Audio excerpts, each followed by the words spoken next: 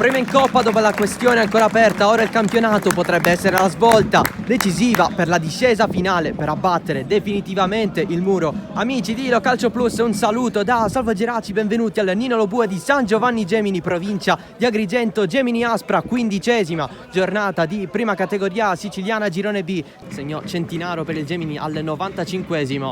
Colpo di testa di Barbera, Ilardi subito si distende, si continua per il vantaggio. Barbera lancia Gio che mette dentro Ilardi, la respinge, quel pallone che rimane, cerca di muoversi tanto Salvatore Schifano, ma è molto pressato pallone verso la porta. Cascione risponde, c'è Riccardo Petruzzella, pallone alto, guadagnata anche la rimessa laterale, già battuta da Messina, si avventa sul pallone Riccardo Petruzzella, area di rigore, alza troppo il destro.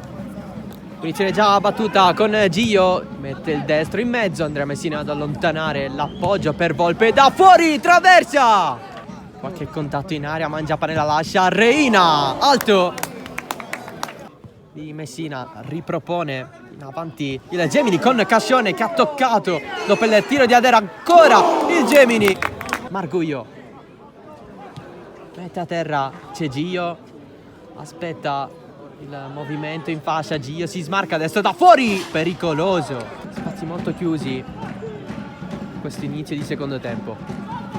Verso Palazzo, anticipato, c'è Giovanni D'Amico che la alza troppo, pallone che forse finisce in un balcone, proprio Lio forse ha toccato con il braccio, ma si continua per il Gemini, avanza Messina, supera Gaio, ancora Messina, area di rigore, risponde Cascione, Amato, il pallone resta lì, pericoloso perché c'era Lio, l'ha visto all'ultimo ma già il pallone era stato spazzato fuori. Occasione Gemini, colpo di testa di Andrea Messina, un po' in difficoltà in difesa del Gemini, spazza subito Forestieri verso Paolo D'Amico, la spallata nel gestire il pallone, rimpallo vinto con caduta. Allora Gio, cross in mezzo verso Barbera, il destro, sfiora il palo, chance enorme per Mattia Barbera, si muove tanto Gaio in area di rigore, anche Barbera, Palazzo verso la porta, Ilardi che si becca tutti gli applausi del Nino Lo Bue e c'è il triplice fischio, il Gemini mantiene l'imbattibilità in campionato alla Nino Lo Bue, 0-0 con l'Aspra, un pareggio tutto sommato giusto.